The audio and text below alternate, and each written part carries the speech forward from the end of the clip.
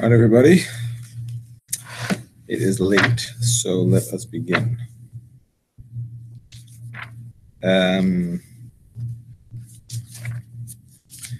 Learning yesterday about schita on Shabbos. So, a few things that I wanted to touch upon that were perhaps not fully discussed last week. A few points that I found in the Sefer, the 39 Malachas by David Ribiat. So first of all, he says, we're speaking about sponges. So he says, just like a sponge with a handle, you're allowed to use to absorb a spill. So too, a sponge with a vinyl backing, like we have the rough side of the sponge, you can also use to absorb a spill, because the whole point of it is that it's an area that you can hold without squeezing the actual soft part of the sponge, which is the main issue with absorbing with a sponge. So that's something interesting to know about. Another point he says is that you cannot use a sponge or a wet cloth, for that matter, to wash dishes, even underwater. Meaning to say, let's say you fill a tub with water, you put the dishes in there, and you figure, I'll wash with the sponge under the water. So the water is never, really going to be separate. No, because the fact is, even under the water is in the sponge, and then when you squeeze it, it's coming out of the sponge. So even though it's going directly into the water, it's still not mutter. That's something that is notable.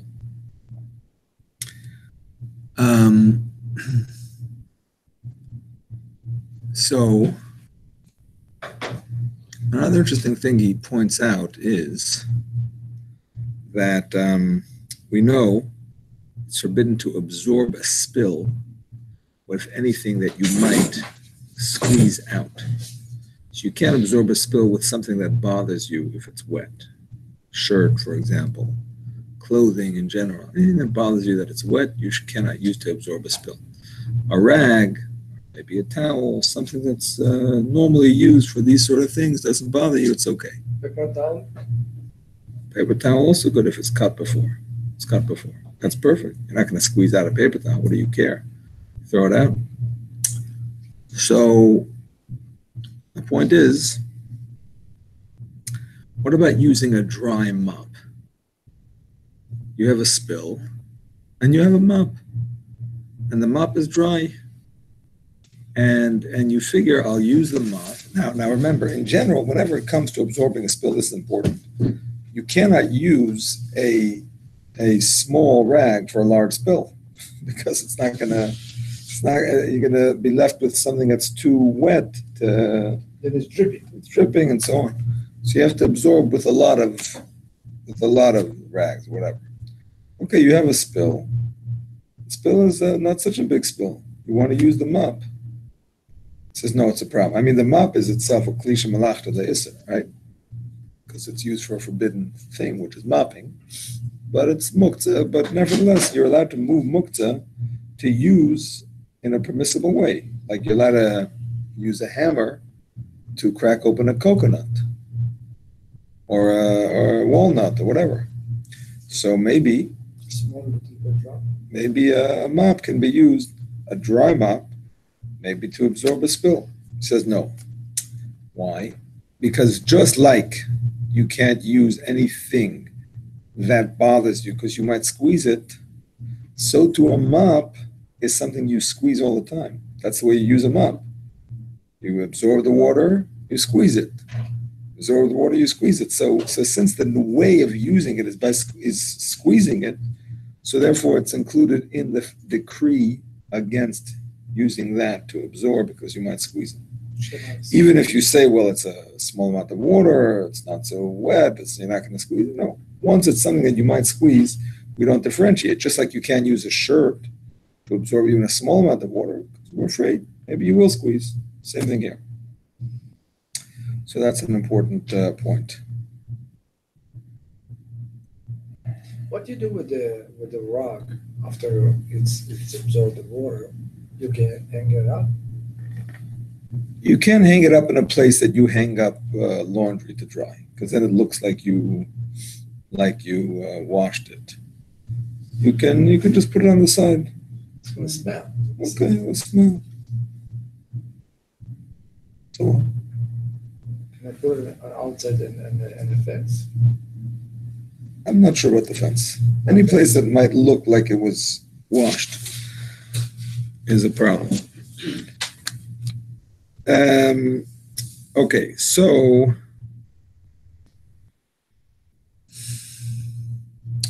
here are another few points that he discusses. What about... What was the dry mop again? You cannot use it? He says you cannot use a dry mop because you may end up squeezing the mop. Just like you're not allowed to use clothes or anything that you might be tempted to squeeze to absorb a spill, so too a mop, which is a thing that is normally used by squeezing. So he says you're not allowed to use it to absorb a spill because you may forget and squeeze with it. Actually, there's something that he says that is a big chiddush to me. I'm going to share it with you, although honestly I didn't clearly see what his source is. And it's always good to know a source, because if it's a chiddush, that's his own chiddush. That's either true or not. I don't know. But he says that even something that is full of liquid, he says you're allowed to pick it up as long as you hold it gently. It was my understanding that once something is fully full of liquid, like literally dripping with liquid, you shouldn't be allowed to pick it up, because just by picking it up, you're going to be squeezing it wherever you're holding it. He says, no. Are these again? I joined late. I'm sorry? Who's when you said he? Who's giving Rabbi Ribia. I don't have a picture of him, but here's a picture of his sefer. Oh, okay. Yeah. Excellent sefer, very well researched. A lot of modern questions discussed in there. Yes. You may have said if it's a lot of water, you drop a rug, and then it's really like we said, it's soak of water. Can you drop another rug on top of it?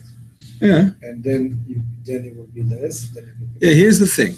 When it comes to absorbing a spill, you're not allowed to absorb it in a way that it doesn't fully absorb, because then you might be tempted to squeeze, absorb again, squeeze, absorb again. So when you're absorbing it, you have to use a large amount of rags, or a big rag that's going to absorb it all. But let's say it got wet from some other reason, whatever, not because you absorbed the spill. Stop. So he says, even if it's wet, you're allowed to pick it up gently. What do you do with that? You want to move it away. You're allowed to pick it up gently. The fact that you're picking it up is not a psik resha that it's going to squeeze. Now, absorbing a spill is different, because you might squeeze it on purpose. When it's not didn't fully absorb it, you might squeeze and re-soak. You know what I'm saying?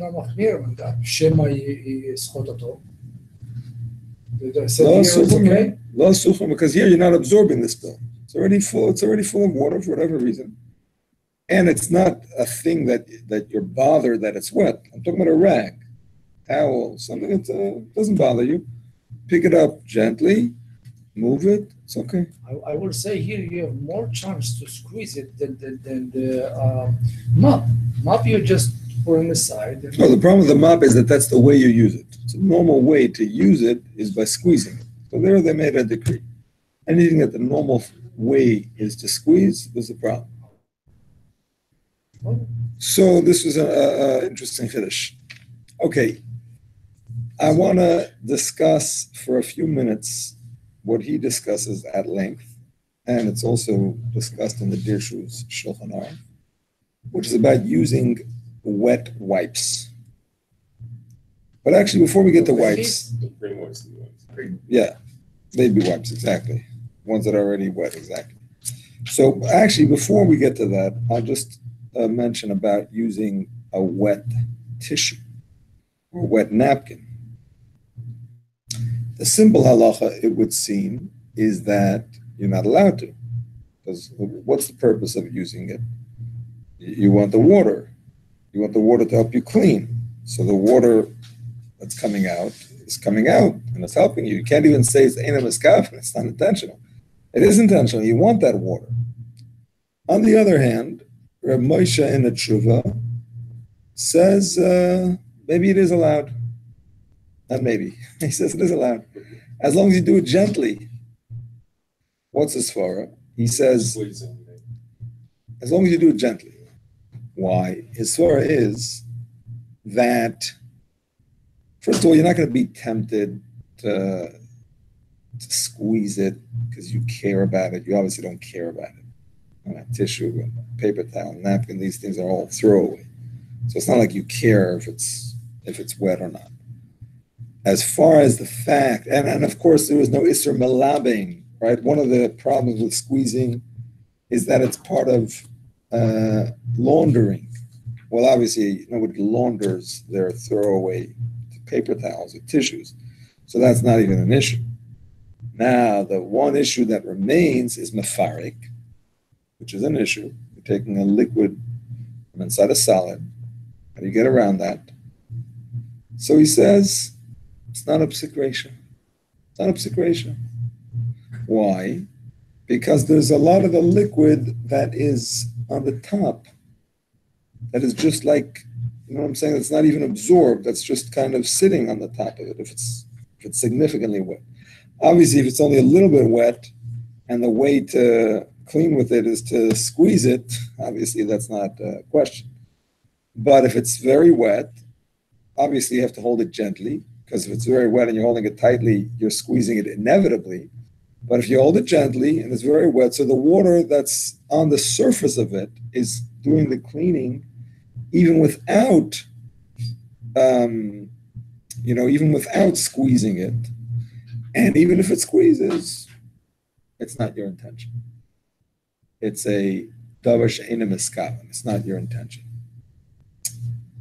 This is a very big chiddush, Rabbi Isai. And honestly, Rabbi Moshe is a big person, but it's a very, very big chiddush.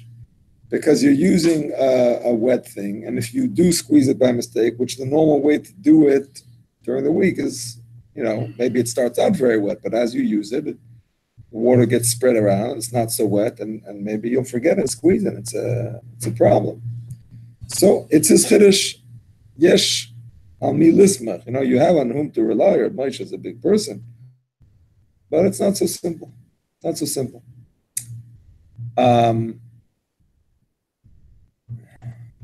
On the other hand, like I said, clearly it is asr if it's only medium wet, so there's not enough liquid on the surface of it.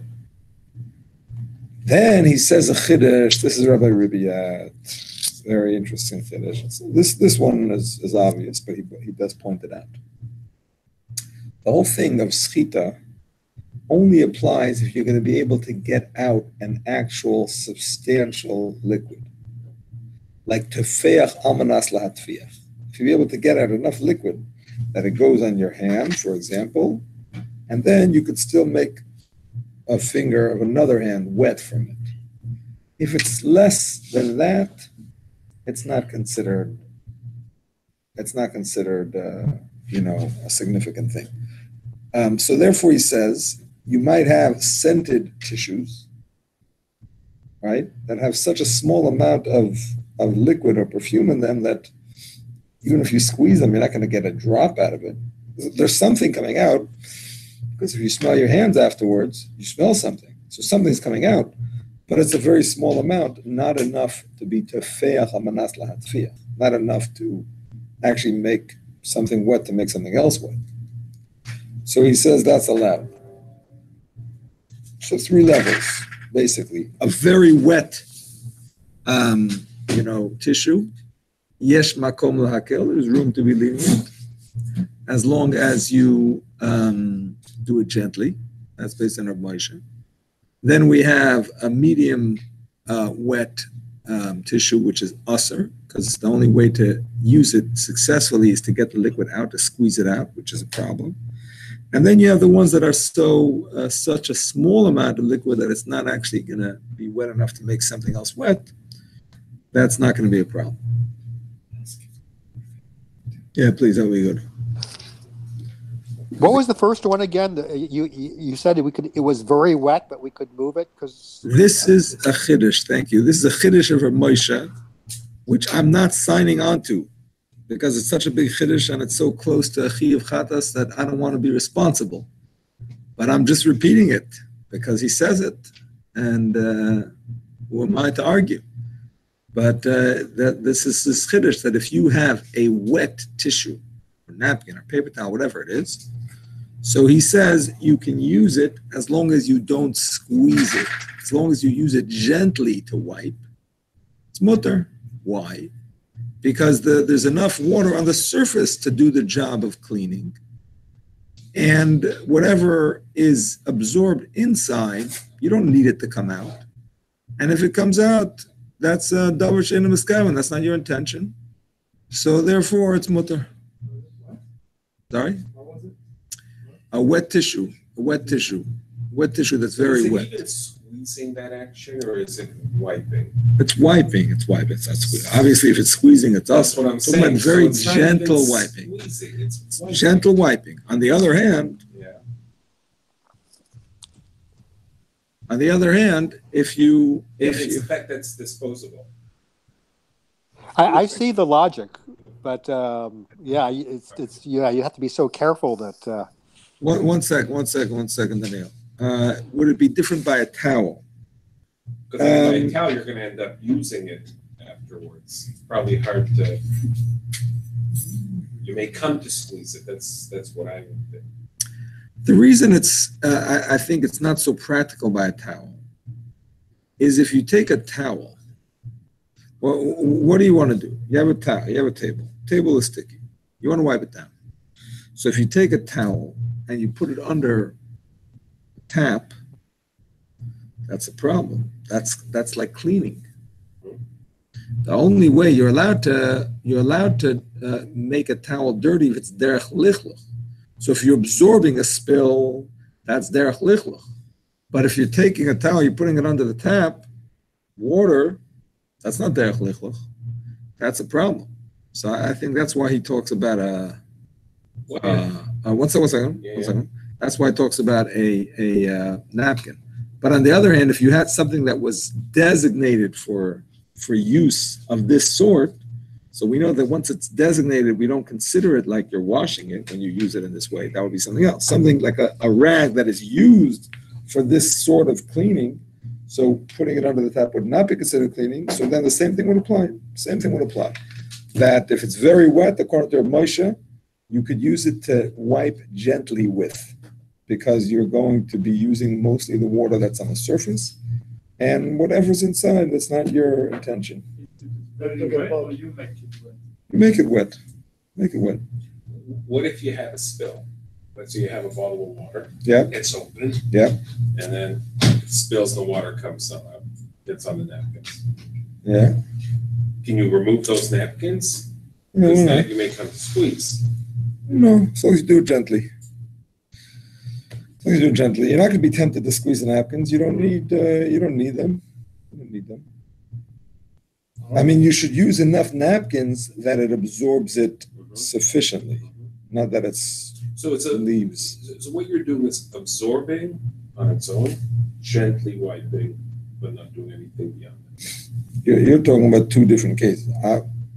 I'm talking about wiping. Right. I'm talking about absorbing. Yeah. Two different things. Moshe has a chiddush about wiping. You're talking about absorbing. That's not a chiddush. If you use enough napkins to absorb, it's mutter. It's no problem. 1 second. Daniel had a question. Go ahead. No, it wasn't a question. It just made Rav Moshe's logic made sense to me. But you'd have to be so careful. I'd be scared to do it. You have to be very careful. That's why it's a chiddush, and I don't know. I would also hesitate to actually tell people to do it. So the wipe for the baby and her rod, Very weight, it's okay. Wipe for the baby. Here we go. So You definitely don't want to keep it. the issue with the wipes for the baby is that it would seem that the whole way of using the wipe is that the wipes have absorbed liquid. And when you push it down on the baby's bottom, that absorbed liquid comes out and cleans the baby's bottom. And that's how it works. So it seems to be mamish mefarik, mamish mefarik, maybe even doiraisa. That's mamish your intention, to get out the liquid. Should me to be able to clean that bottom. Again, the moisture of the wipe. Moisture that's absorbed in the wipe. Is that what you mean to say? Absorb.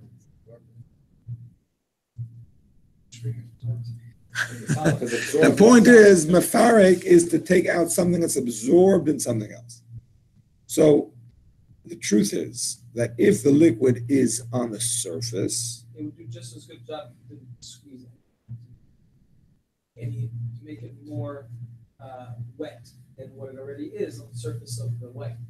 so here's what it is. If the liquid is only absorbed on the surface, and I mean, not only, if the liquid is absorbed on the surface, and what you're using is only that liquid that's absorbed on the surface, you're not even using the liquid that's inside, or let's say at the very least, it's possible to only use the liquid that's on the surface, and therefore maybe the stuff that's absorbed inside, you don't care if you use it or not, so maybe that's a davar she'eino miskaven.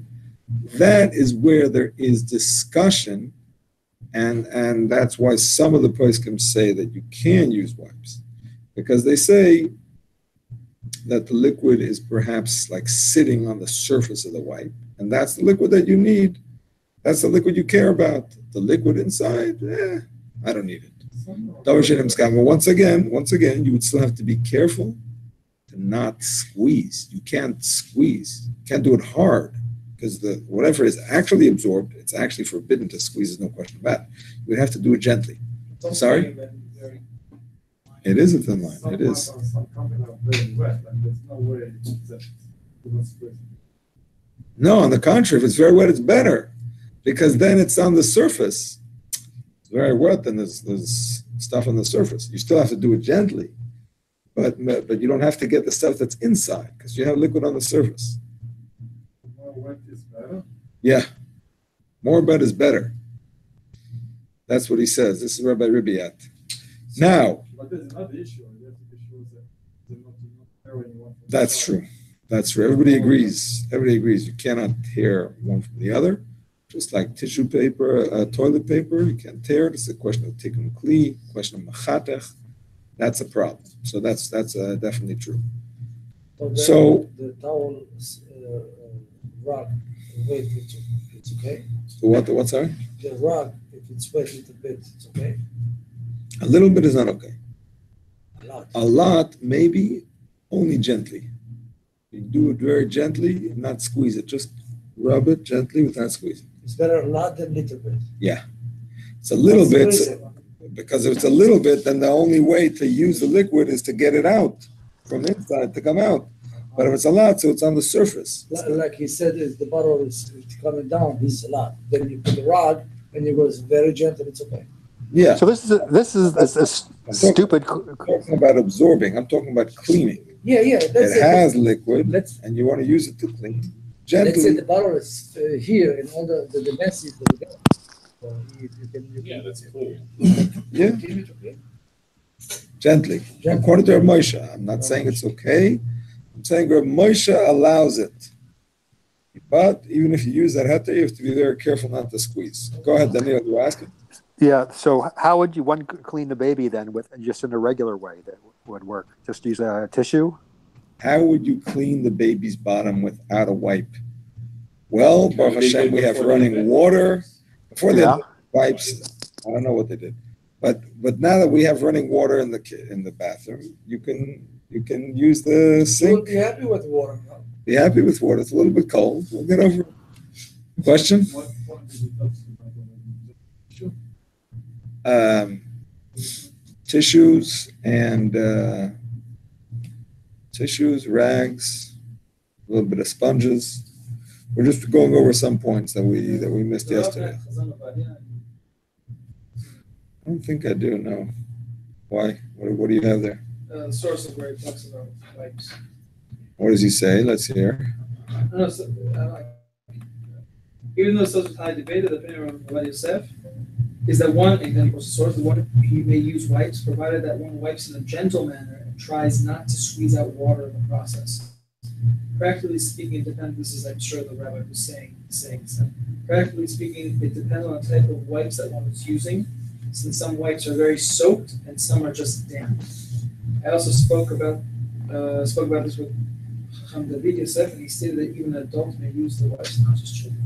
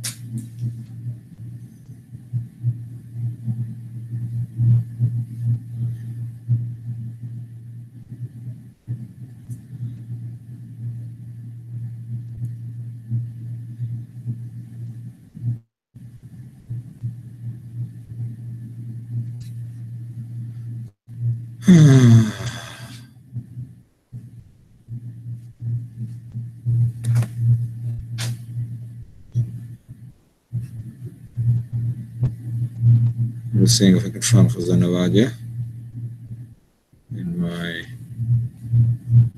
right, sir.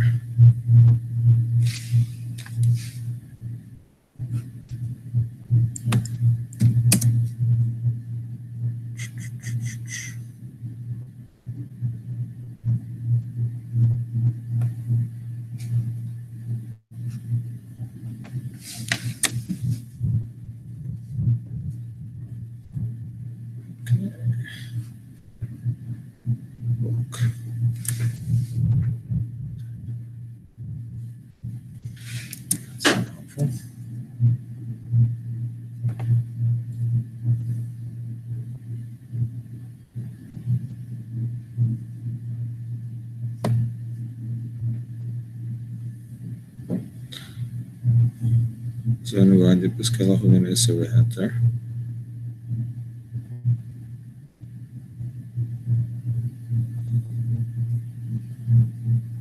Which chilek?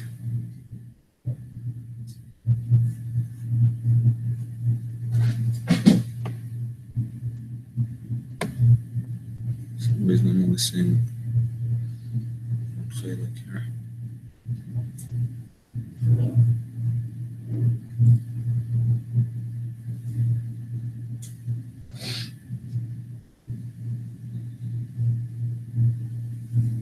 No, I only have Hilchos La Pesach and it's ever had to Chelek Aleph. I don't know why. Okay. So that's the bottom line. That Yesh Makom La'akel, according to many poskim, if it is a very wet wipe, so that there's liquid on the surface, and once again you do it gently. With no wet wipe, even though you are using the surface, wouldn't it be more fragile in the sense that the water can soak? So it's so wet, the water easily comes out once you put any pressure. Don't put pressure. Use it gently. They just Wipe it gently. touching more. Hmm. Wouldn't they damp wipe like a wipe something? I know wipes, but damp wipes are more problematic because to get the baby's bottom clean, you need to get the liquid out.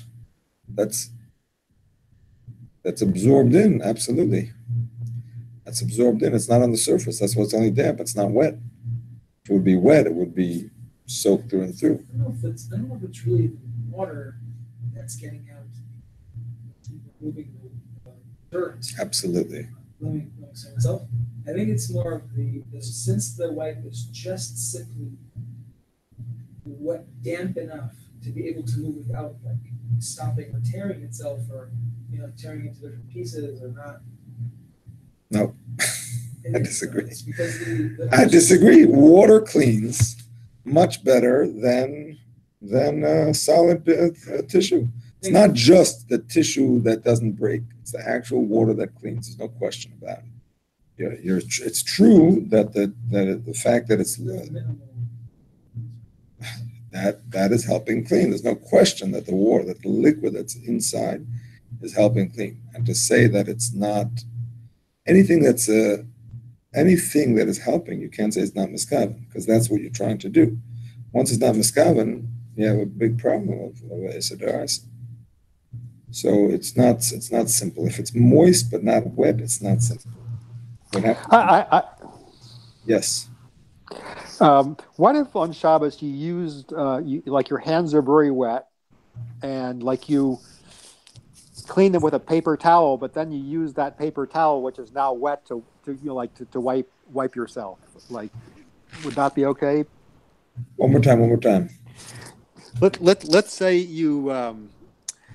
you're in the bathroom and the towel's wet. You have a paper towel like you have in the shul or something like that, and then you dry your hands with it. So now the towel becomes wet. Could you use that wet towel to wipe something else? Like if there's schmutz on you and you want to wipe off the schmutz. Same issue that we're saying here. If it's only a little bit wet and you're using it to wipe, it's a problem. It's a problem. That's the medium wet case. Yeah, exactly. Because you might come to squeeze anyways. Right. Okay. All right. So for the baby, instead of using one of those wipes, why can't you take paper towel that get ripped, right? Make it very wet. Same thing. Use it gently. According to Moshe, you can. Or Moshe might say the same thing. He would say the same thing if it's a very wet wipe. Same thing. So Same heter. It's a very wet. What's the time being? What's the time limit? If you took that now with you when you went somewhere else, when does it go from being very wet on the surface to being absorbed? There's no timing. It's just a question of practicality. As long as it's very wet and there's liquid on the surface, it's not absorbed, that's when you have the heter of Moshe. So, just for full disclosure, I must say that Rabbi Ribiat did his research, and he called the makers of the wet wipes after observing that there do seem to be droplets of liquid that are on the surface of the wet wipe. Not a scientific, study, but observing that. So he called the different companies, and some of them said, yeah, taka, there's liquid on the surface, and that's good enough, and you don't need the liquid that's inside. On the other hand, he does quote Procter & Gamble. That's a big, one of these big companies that makes all these things. They said, no, on the contrary, they make the wet wipes very absorbent. And the whole purpose is that the wipes should absorb, and when you use it, it should have it absorbed so that it comes to the surface when you squeeze it. And they say that on the contrary, if there's a wipe that it's only sitting on the surface, not absorbed, there's something wrong with that product. It's not the way they designed it. Anyway, a machlekes of the manufacturers. Lamaisa, it's a question. So a person that's lenient has on whom to rely, but there are machmirim that hold that you should not do it. Okay. Now, we also mentioned yesterday about hair.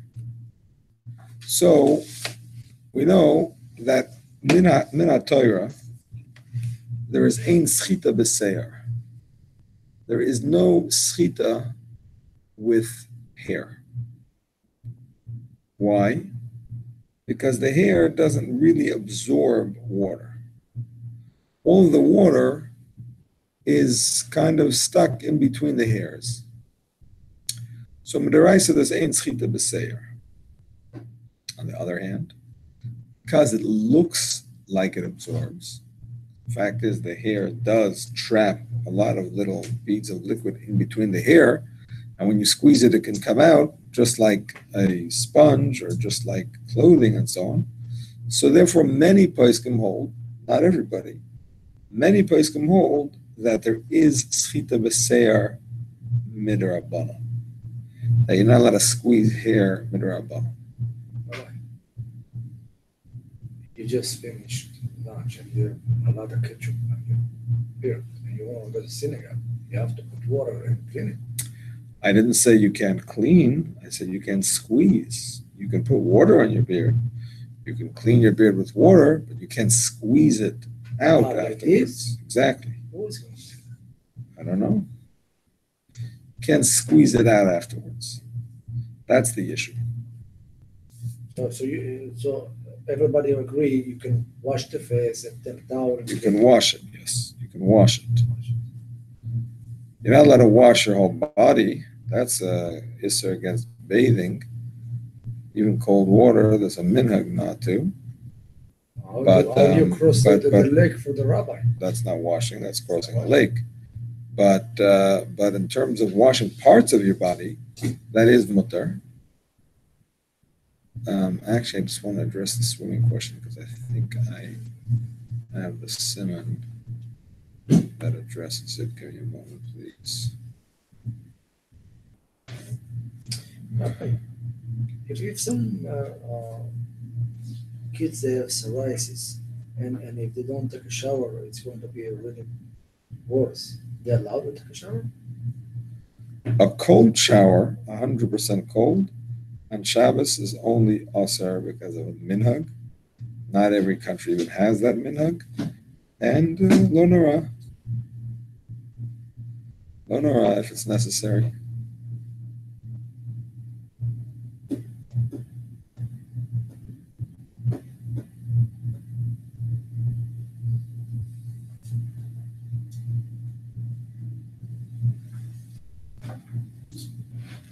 Okay. Actually, no, I take it back. Okay. So,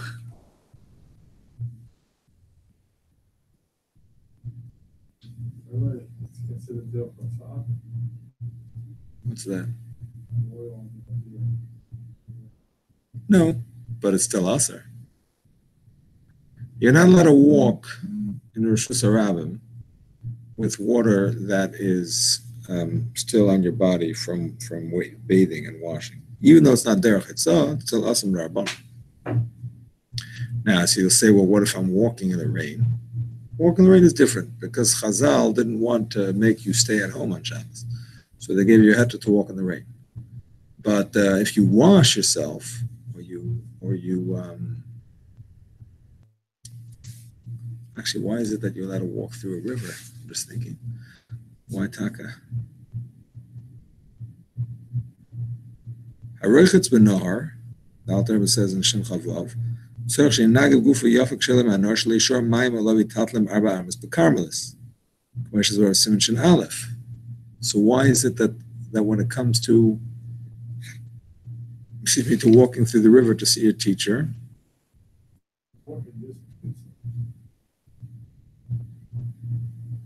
understand, but what's the difference?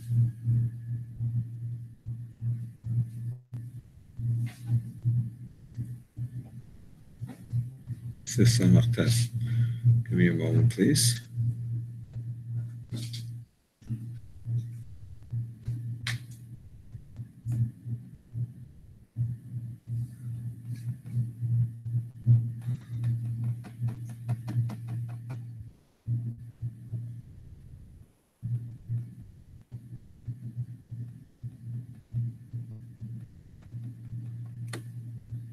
Sorry for keeping you all. I just want to see if I can find the answer quickly.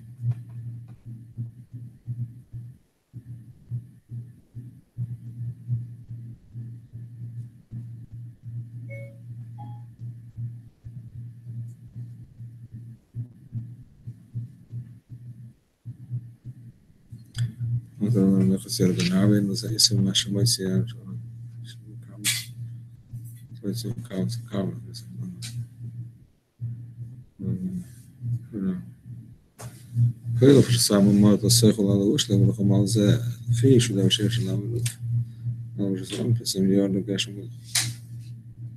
V'Lachom Al Lazim V'Isim Shaz Geshem Shil Nasa Da V'Lachat Tzai.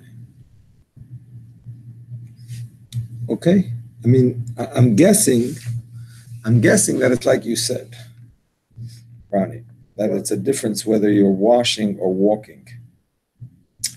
He doesn't spell it out, but he does say the difference between walking in rain and washing. After you wash in the river, you're not allowed to walk without drying yourself because you're carrying the water. Whereas when you're walking in the rain, even though you're carrying the same amount of water, perhaps, Chazal didn't make a decree. So it could be that when you're walking and you walk through water, it's included in the heter of walking. So although you're not allowed to walk through water unless it's for a mitzvah, like we said yesterday, it's because you might squeeze it out. That's a different thing. But as far as the fact that you're carrying when you walk, that's included in the heter of walking. So you can have like two periods, one the Isa, one the from the Havana. What's the Isa? What's the Isa? No, it's not going to be the Isa. It's not the derech. It's not the derech. But the Rabbanan is still Isa. Sorry? Yeah. It's not the derech. That's not how you carry water.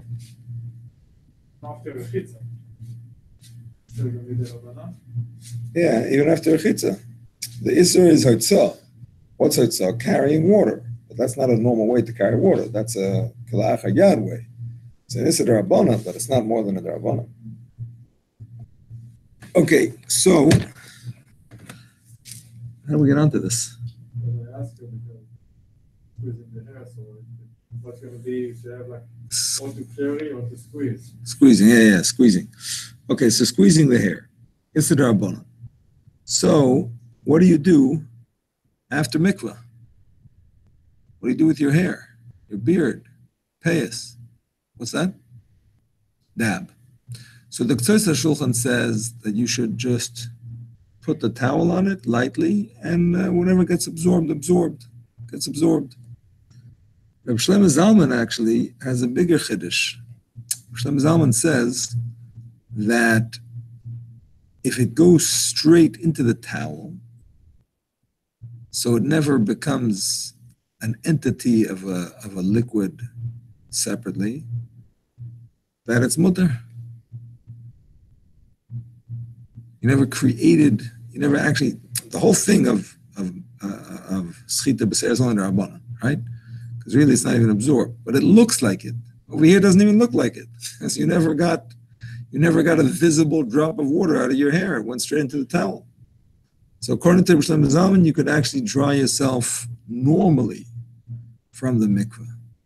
One thing you can't do is squeeze like that. Where the, you know what I'm saying? It actually comes out. Exactly. But if you're squeezing it, if you're drying it directly into the towel, he holds its mutter. Sorry? Yeah. Yeah. If it's going straight into the towel, he says it's mutter. Reb Shlomo Zalman Auerbach. So, while we're mentioning this, I will also mention that the hair on your body is not considered schita, just for your information. We're talking about the hair on your head and so on, or maybe parts of your body that have a lot of hair, but the hair where it's thin on your body, that's not included in this zera because it's not even close, it doesn't look, I'm saying it's not enough hair to make it look like schita either because it's spread out.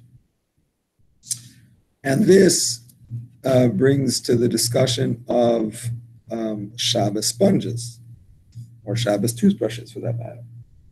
That the the regular a regular sponge is an Isidaraisa because it actually absorbs, right? Now, a sponge that's made of material that doesn't absorb, but it holds the liquid, so that's like seir, that's like hair, that it looks like schita. So take, for example, steel wool, right? Steel wool is made of steel, I think. Not allowed or not allowed? Not allowed, so that's what I'm saying. Because Very condensed. it's very condensed. Still? Steel wool. What is still? What is steel wool? Steel wool they use to wash pots. Your wife doesn't subject you to these things, Baruch Hashem.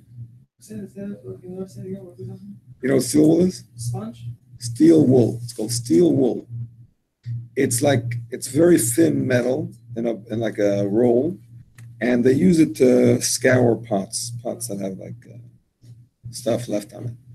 So you can't use it dry either, by the way, because there's a separate isser to scratch metal. It's like what's the isser? I don't remember, but there's a separate isser. We learned about it. Mamachik, maybe it's mamachik. I don't remember, but it says clearly you can't do that. But in terms of using when it's wet, like a sponge, so maybe it's not an Issa D'Oraisa. L'chura, it's not an Issa D'Oraisa because it doesn't actually absorb. But it's not better, I should say, than human hair because it looks like it absorbs, right? Because it does catch the water. Why? Because it's so condensed tightly and the little droplets that stay there look like it's absorbed. So therefore, it would be an Isser Rabbanan to use it when it's wet as far as chita is concerned. So the heter to use a Shabbos sponge are the sponges where the material is spread apart so that it doesn't really hold water. Shabbos sponge, brush, the brush is exactly nylon, and the parts are not so close together that it holds any significant amount of water. Of course, it will always have some water on it, just like any surface, you know what I'm saying? Even a plastic cup, you pour it upside down, there's still some water stuck to it. That's not schita when you pour it out, you know what I'm saying? Because that's just the tension of the surface that holds it on. That's not considered schita. But I'm talking about almost all the water goes straight through it and doesn't get absorbed. So that's what would be mutter. The same issue is with toothbrushes. That most toothbrushes will act like hair insofar as they will hold water, and therefore it would look like schita to shake them out and so on. And the Shabbos toothbrushes, I'm not actually own one, but I've heard that they make them, is that it's spread apart, in such a way that it doesn't actually hold the water and so on and so forth. What's the problem? Still besides the it's not. It doesn't absorb. It looks like it absorbs. It looks like it absorbs, exactly. It's like hair. This is okay. Toothpaste. I've seen different opinions about toothpaste. Some say that it's a problem with machik. It's like you're putting it on your teeth. Why is it not? So you cannot use a toothbrush on Shabbos because that's enough to be considered squeezing.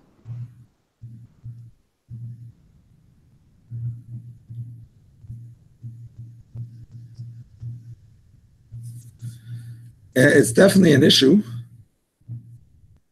It's definitely an issue. How could one clean their teeth then? With I don't know about these Shabbos toothbrushes, but is it even possible to do that in any way then?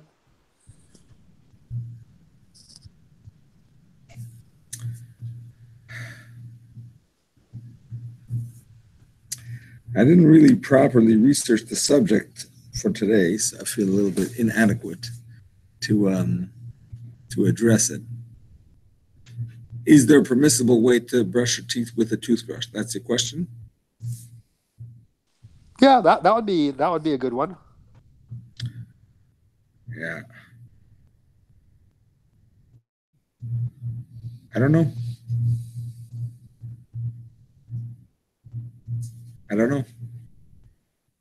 What's the difference between that?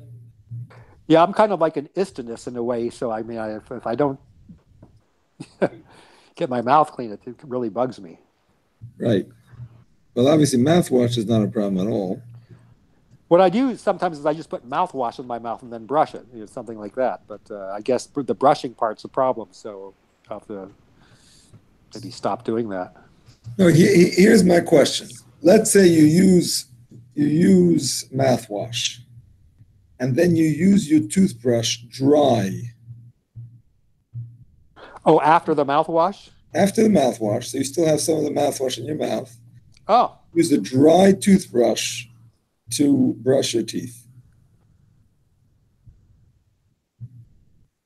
And you don't usually bleed because you brush your teeth, regularly. A person who doesn't brush his teeth regularly, there's a good chance he's going to bleed when he brushes his teeth. But if you brush your teeth regularly, you don't usually bleed. So that's, I don't know if that would be a problem. I don't see why that should be a problem.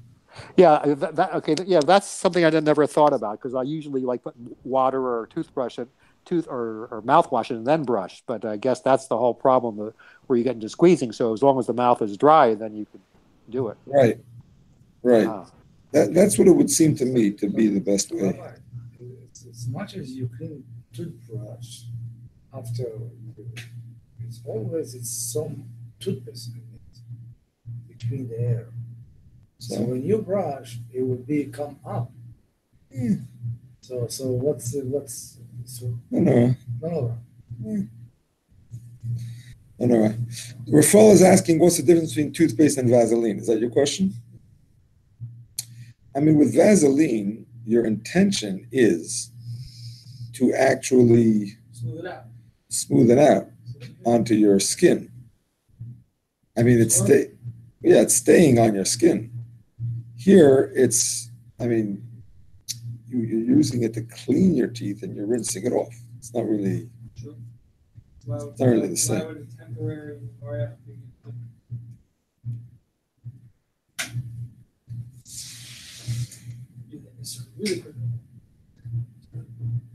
It's most toothpaste and abrasive, basically.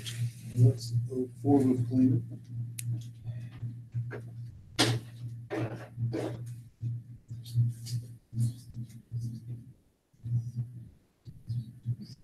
I just wonder if that's memareach, when you have no intention for it to be smooth, not smooth. On your skin, you ultimately want your skin to be smooth.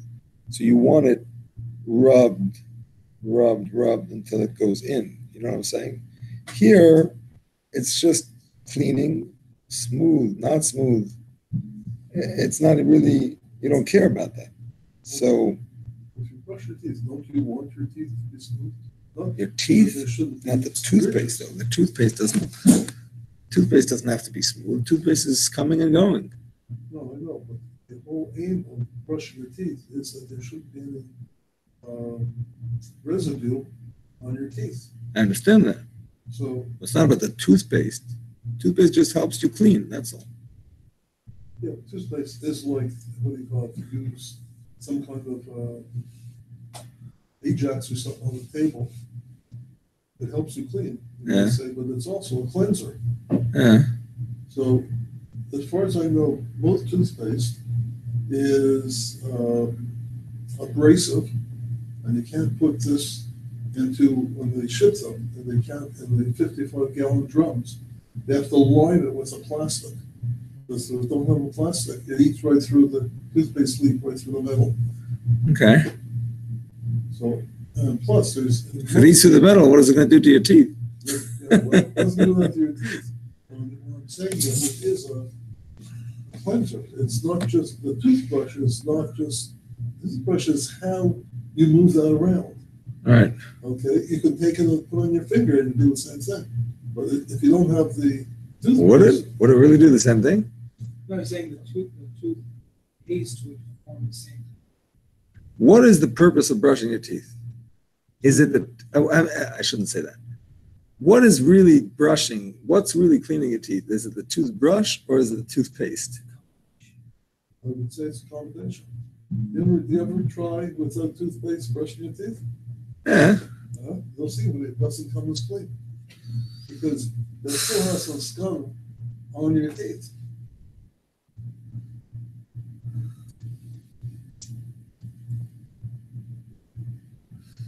A few months ago, you said, this is David, when we come out of the mikveh, we're supposed to brush the water off. Does this mean we also have to wait until we're completely dry before we leave the mikveh room if we're then walking outside an Eruv? So when I said you brush your water off, I'm talking about brushing, I was talking about brushing before you dry yourself, right? You don't have to not dry yourself. You brush it off, and then you dry yourself to minimize the amount of water that's going to go into the towel. But once you dry yourself, that's okay. You don't have to wait till you're 100% dry. You dry yourself the way you normally dry yourself, and that's fine. You don't have to. If you didn't dry yourself. So if you're wearing clothes, it gets absorbed in your clothes, and it's there and it's gone. Not that much. Yeah, enough anami. If you don't dry yourself and you have no Eruv, it's a problem to walk in a public domain or even a carmelist. It's actually a problem. Whatever gets absorbed in your body is in your clothing, is not an issue. But whatever's on the surface of your skin or on your hair, that's a shaila. That's a shaila. About toothpaste, it also could be a problem if it doesn't have a hechsher. There's better to get a toothpaste that is kosher. That's true. No, it's true. Fluoride, I don't know much about Are they fluoride. not kosher, the ones that don't have that? Yeah. They're not Some kosher? are made with animal products. The issue with the toothpaste and hash was nothing with Shabbos in general, yes. What do they have to Sorry? use? What toothpaste do I use? Colgate. I think Colgate has a hechsher. That's what I heard. Not a hechsher per se, but I think it was identified as being kosher. Is it okay? Sorry? Is it okay? It's actually, it's kosher? It's better to have a toothpaste that's kosher.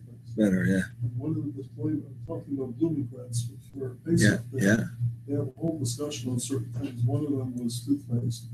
And what they say basically is they're more concerned is it kosher Pesach rather than is it kosher.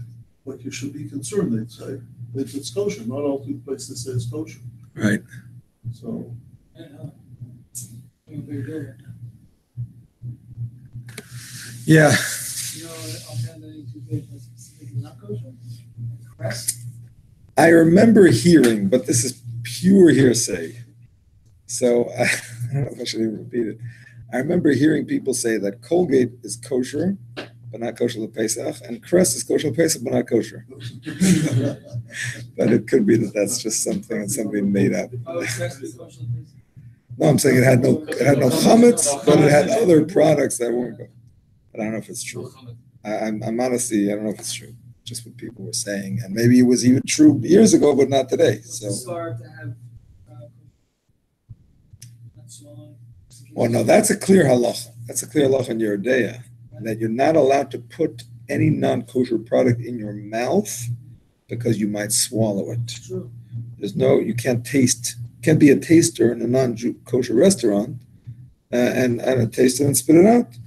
Zerem Chazal, you might swallow it. For that matter, that's why we don't brush our teeth on a tiny Something sibber. that's not meant to be eaten. Oh, that's the shaila. That's why there's a makam lahater, because it's not meant to be eaten. I'm saying that's why maybe there is a makam lahater. That's why I said it's better to use a kosher toothpaste. It's better. What if you do swallow some of the toothpaste? Then what?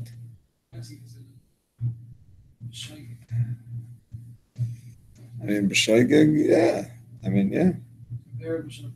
Yeah, I mean, it's less than a shear, and it's not your intention, etc. But it's definitely not the best. But this is the same discussion, by the way, about a tainus sibur. Tainus sibur, we don't brush our teeth because you may forget and swallow. On the other hand, there are matirim if it's a type of thing that you would not swallow. For example, mouthwash. So that's why a person who's an istinus and is bothered can use mouthwash on a tainus sibur, but he shouldn't rinse it out with water because that's something that you might drink. So it's the same discussion. All right. In the lists, there are lists that talk about. Oh, you mean like the actual hechsher on the bottle, on the thing? I think Tom's of Maine has a hechsher. Tom's of Maine, that's a natural toothpaste. David just texted me about it. I'm pretty sure they actually have an OU on them. Yeah, they do.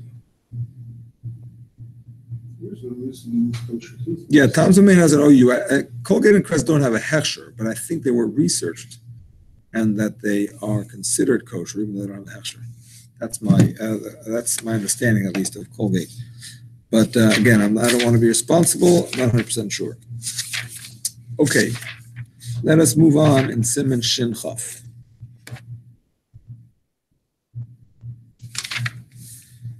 Litem karkem betavshil mutter. We're in Sif Yutes.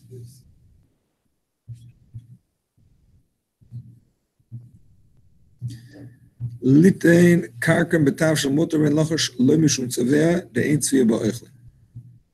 You're allowed to put saffron in a cooked dish on Shabbos, and there is no issue with tzaveh, dyeing, the ein tzvia ba'oichlin, because there is no isser to dye food on Shabbos. Why is that? The reason that there's ein tzvia ba'oichlin is because the color of food is considered a secondary aspect of food, not an important aspect of food. When you color something that's not food, the color is considered important. But the color of the food is not important compared to the taste and everything else, like we said. I think we mentioned this yesterday already. Besides the fact that the food itself is temporary, right? That's another point of it, but temporary alone is not enough to make it mutter. You're not allowed to dye something even in a temporary way on Shabbos, right? Lipstick is also a marech, but makeup we discussed when we learned Siman Shin Gimel 303. A woman can't use makeup even though it's only a temporary dye, but with Rabbanan you can't beat tzaveh even a temporary way.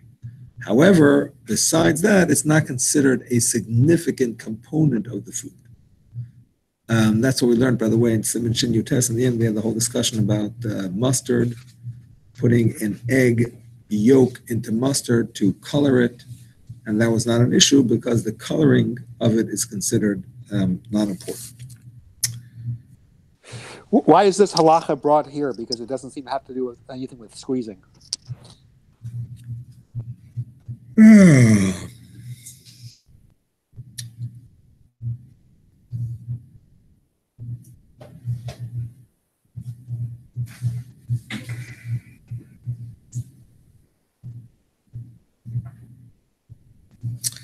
Not really sure. I think it's just brought in by the way.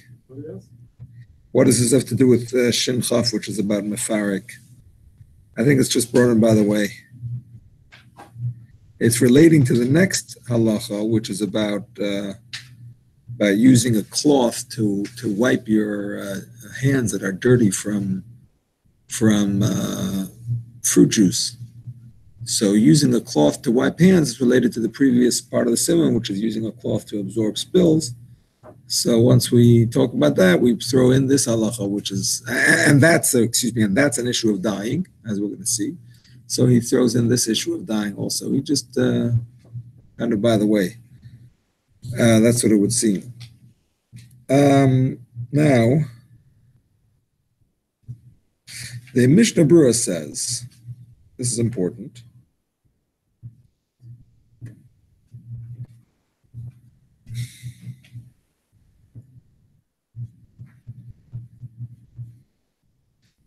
When we say that you're not allowed, that you are allowed to color food, Mishnah Berurah says that this is true if the purpose is for the food to look good. You want the food to look good in the context of eating it, right? Context of eating the food, you want it to look good because the appearance of the food in the context of eating it is not significant. However, says the Mishnah Berurah, if you are dyeing it for the purpose of selling it, so that's a different story. Then it becomes a significant act of dyeing, even though it's food, and you're going to eat it, and the buyer is going to eat it.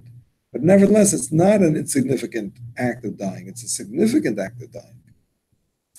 the poskim extend this concept to other forms of dyeing food where the purpose of the change in color is not to enhance the eating of it, but for a different reason.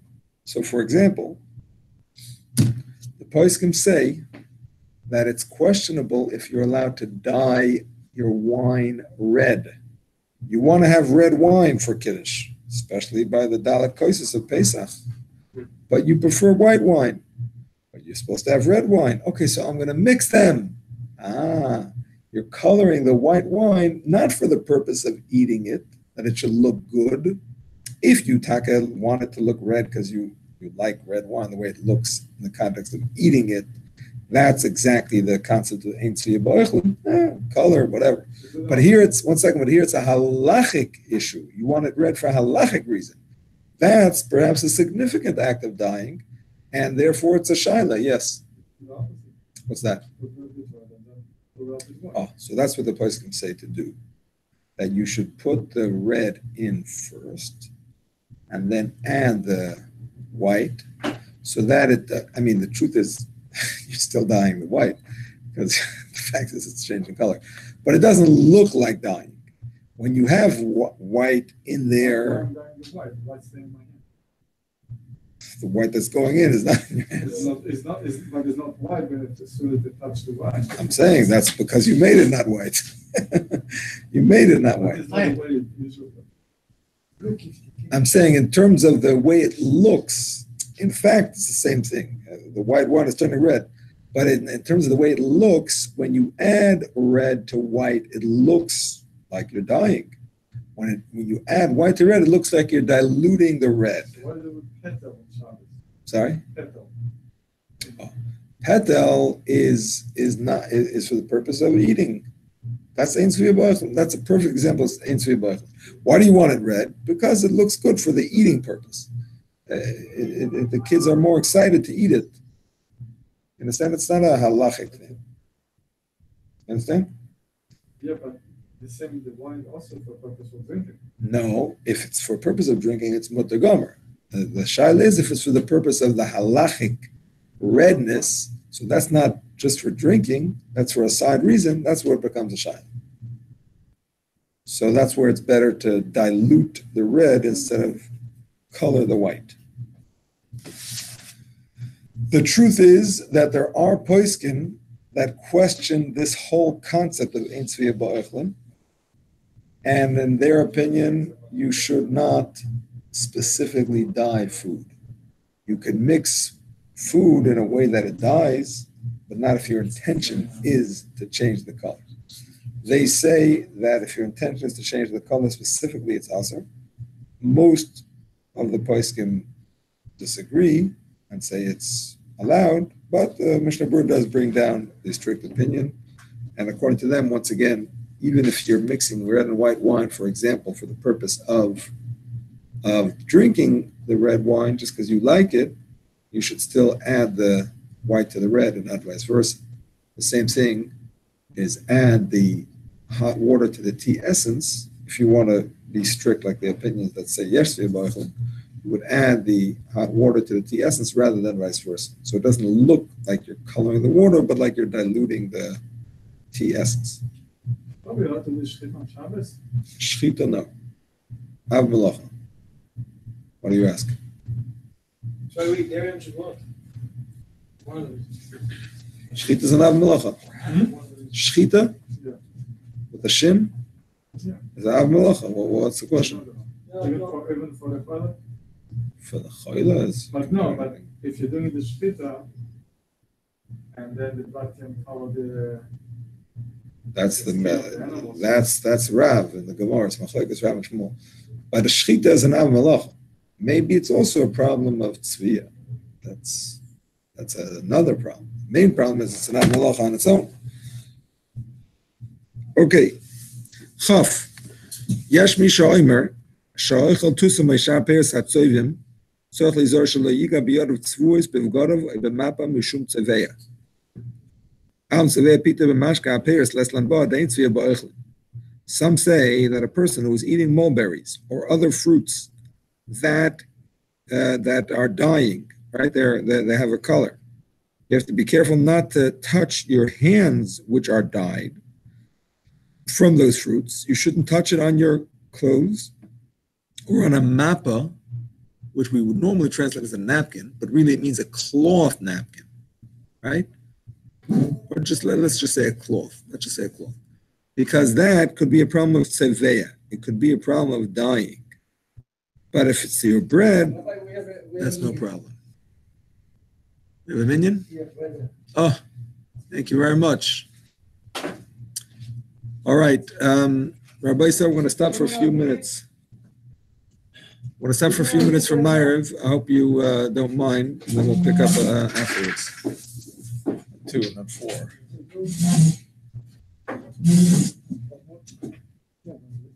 Oh, exactly, a minion. Okay, very good.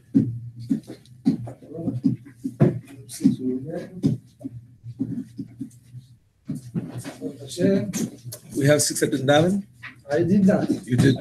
You did not. You did. And You also the two You of did. them. You We did have not? 6. We have 6. Not 4? You guys didn't Daven yet? No, 2 of them. You did and you didn't. Okay, perfect. We have. Okay. Bye-bye. Thank you for joining us.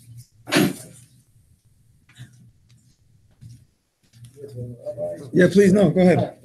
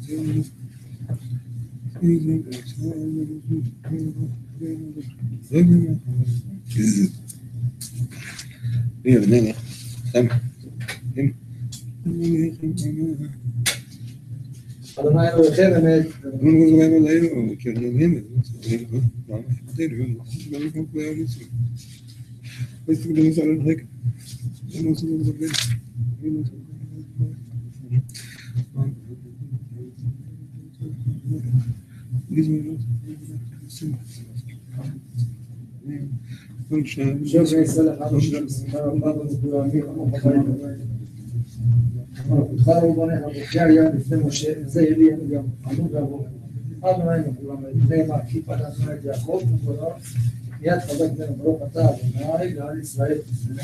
משהו. אמן.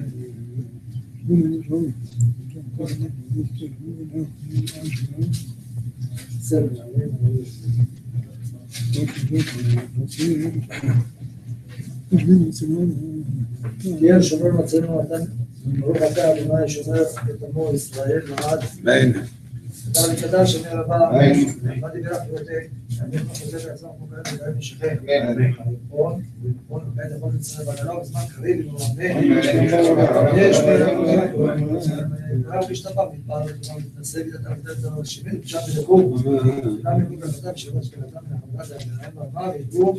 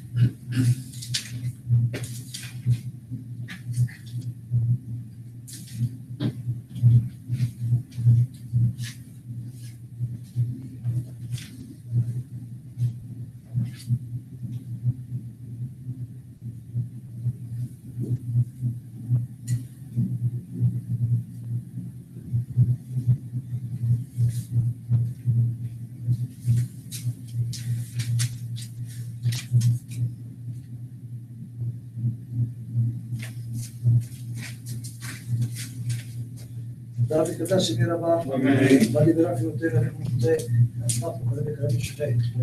נכון, ובית הכל בישראל בגרב, הזמן קריבינו, אמן. יש מרבה, ברב משתפה מתפער, מתנצל את הדרך, את השני, פשט בלכו, למה כל כך קטן שאלה שכבתה, ולך מתה תאמינה, ואדמה, בגרו אמן. קבל סודו, ומותנו בכל בית ישראל גדול.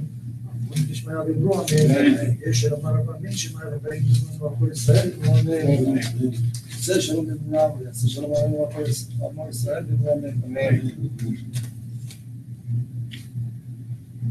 ברוך אתה אדוני אלוהינו מלך העולם אשר קידשנו במצוותיו והצילנו ועשית אומר אדם שניים ושבעים שניים ארבעה שבועות ארבעה ימים ואומר אמן. כן, אמן.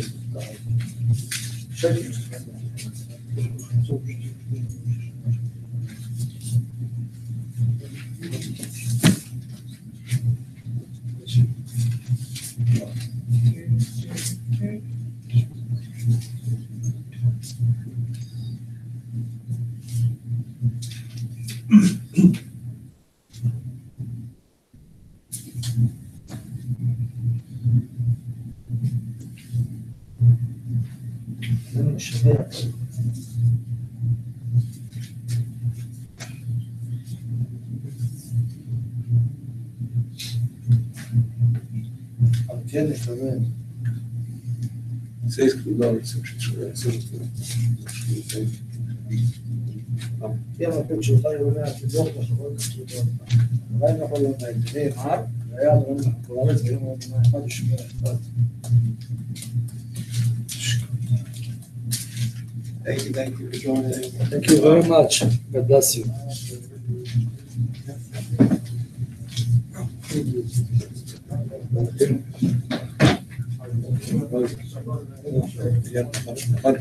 אחינו. למה? שניהם בא לעומר. leave לעומר.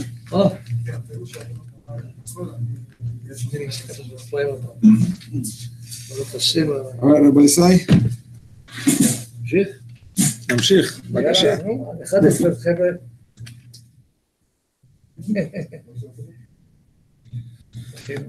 Okay, let's learn Alter Rebbe.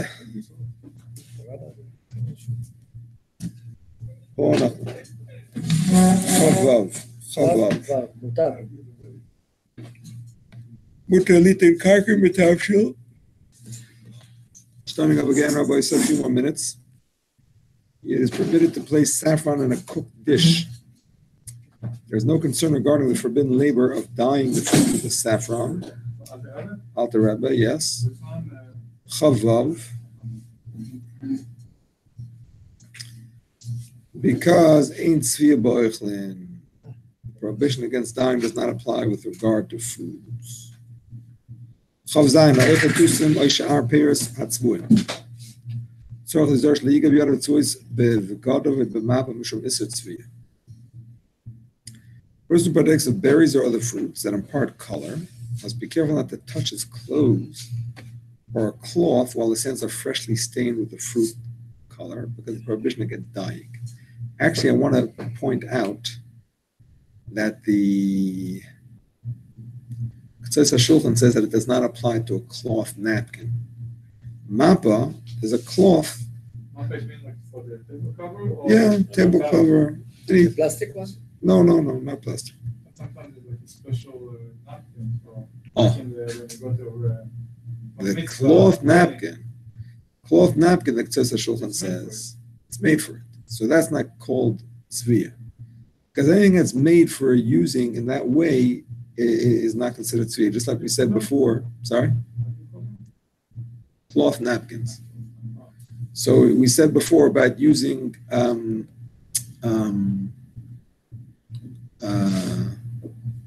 a strainer. A cloth strainer is definitely not a question that you're considering washing the cloth when you strain with it, because that's the way you use it. So this same thing with straining wine.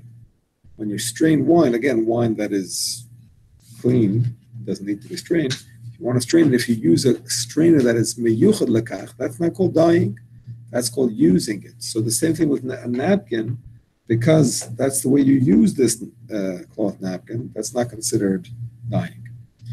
Okay, now the Alter Rebbe adds, now, even though, what are you doing? When you touch your clothes or the tablecloth with the berry juice in your hands, you're ruining your clothes. not fixing them. Nevertheless, it's also in Rabbanan. Yesh mekilim, and some are lenient, mishum she'nei ladech lichloch, and mishum tzaveh klal, because it's being done in a way of lichloch, and therefore it's not considered like you're doing any tzviyah at all. Yesh lahachmi, you should be strict with choshkin, v'veged edem she'nu niskalkal bakach. Here's an interesting story. If it's a red garment or a red tablecloth, maybe it's not a kilkel because you're adding redness to the red. Maybe it's something that doesn't bother you so much.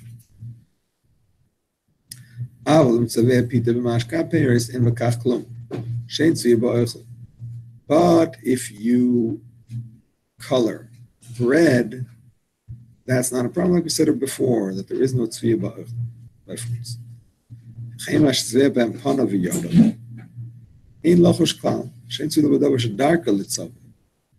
Same thing in terms of dyeing your hands and your face. That's not a problem because tzviyah only applies to something that's normally dyed. Why did they forbid a woman to dye her face? That's normal for a woman to do. Same thing to paint the eyes. It's forbidden for both a man and a woman because it's because that is a normal way. Like he points out in the note of 110, for this and for other reasons, it is forbidden for women to apply makeup, nail polish, lipstick, or eyeshadow on Shabbos. For example, the substance is one which is smooth as it is applied, such as lipstick. Applying will involve the scriptural prohibition of mariach smoothly. See section 314 above.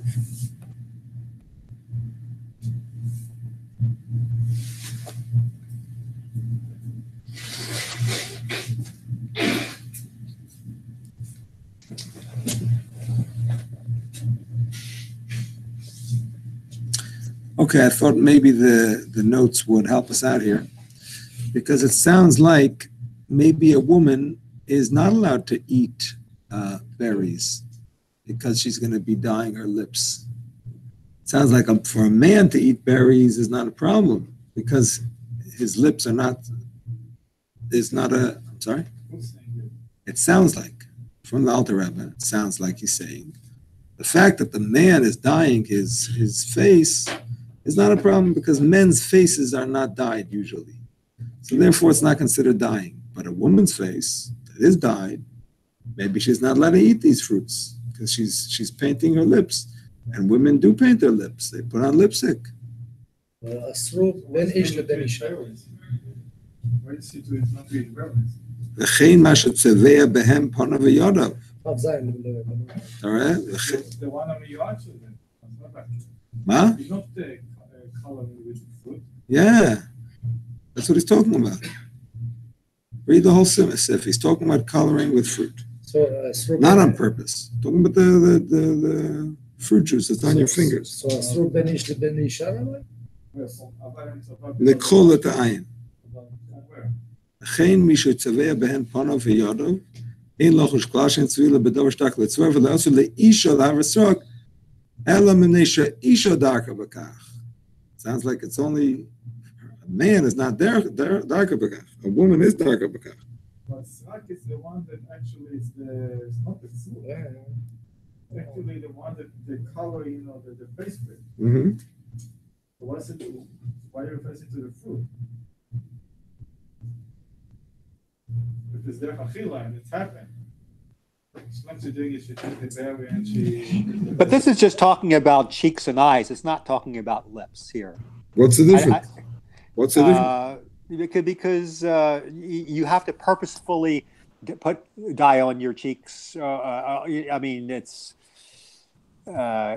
would be a davar shalom eskaven if she's eating fruit and her Okay, so the truth is what you're saying is what the Ktsos HaShulchan says, actually, although the Alter Rebbe doesn't spell it out. The Ktsos HaShulchan says that even a woman is allowed to eat berries, even if it will color her lips, because it's not intentional, and it is a worst thing is an Issa D'Rabbanan, because it's not lasting, and it's kalach hayad.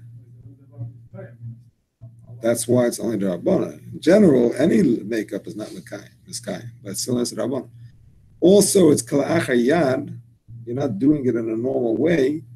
And finally, it's in a way of kilkel, because women don't want to paint their lips with berries. If anything, they want to paint it with lipstick, not with berries. So that siruf of Eina Miskaven, Dirabanan, Kalachayad, and Miskalko is enough to make it mutter. But the bottom line is, that's the bottom line. It's only awesome Dirabanan to dye with something that is lasting. But that is not lasting at all.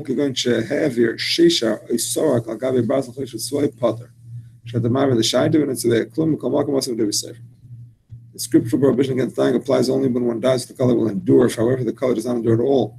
For example, a person who applies red clay or vermilion to iron or copper, and thus colors the iron or copper, is exempt, or he can remove the color immediately. He is not dyeing at all. Nevertheless, doing so is forbidden according to rabbinic law. There's a general principle regarding the performance of forbidden labor on Shabbos, and a person performance of forbidden labor one does not have a permanent effect. He is exempt. See section 340. Without there applies similar concept with regard to the forbidden labor of writing.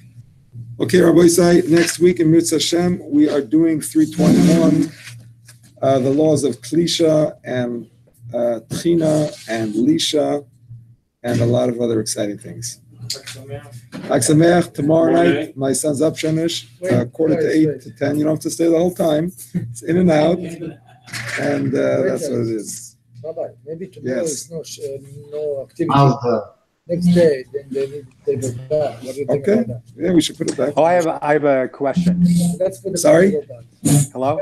We don't want to. I just had a quick question since we were talking about bathing. Yes. You know, if you go to the mikveh on Shabbos, how much time can you spend in the mikveh? Do you have to go in and get out? Because if you just hang out in the mikveh, is it You're not not considered supposed to hang out in the mikveh, because the whole thing is that it's not considered that you're doing it for bathing purposes. You're doing it for religious ritual purposes. So for that, it's enough to go in and out. The minute you start soaking, it looks like it is for bathing purposes, and it's a problem. Okay. I never heard of any specific amount of time, but definitely not to just sit around there soaking it in. Okay. Thank you. My pleasure. All the best.